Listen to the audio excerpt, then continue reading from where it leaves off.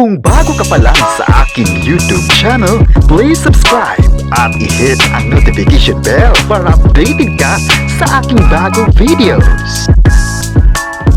Pokwang, bakit hindi nakadalo sa GMA Gala 2025? Bakit nagbigay siya ng pahayag tungkol dito? Ang buong detalye, alamin!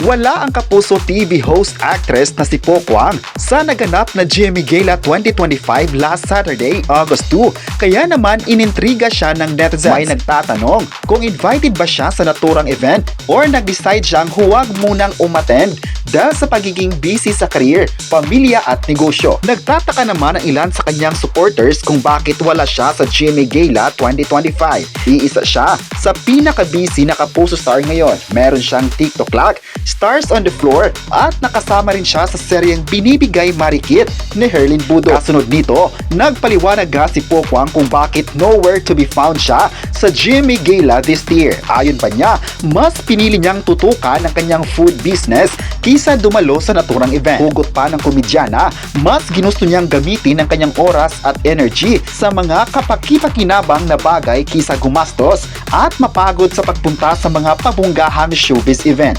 Marami naman ang sumang-ayon sa TV host kasabay ng pagpuri sa kanyang pagiging masipag at praktikal na nanay. Narito ang ilan sa mga reactions ng netizen. Dahil ayon pa niya, kahit siya kapag hindi invited sa weddings, imbis na malungkot, sigh of relief talaga ito. Ayon pa sa competition, ang hair at makeup naman ay umabot ng 10,000 na plus meals at transport at ang hotel accommodation na umabot lang naman ng 15,000 plus. At ang gown naman ng isang artist ay umabot ng 25,000 plus stylish. Magastos talaga ang umattend ng balls, gala, debut, wedding at etc. Dahil dito, marami sa mga fans ang nagtataka kung bakit hindi siya napapanood. Well, sa kanyang pahayag naman ni Pokwang, nakita ng lahat kung bakit hindi siya napapanood sa gala this year. Marami nga ang proud sa kanya dahil mas inuna niya ang kanyang negosyo kisa dumalo sa isang event. Aminado naman ang lahat na magaling na actress at napapanood si Pokwang sa mga TV programs ng Kapuso Network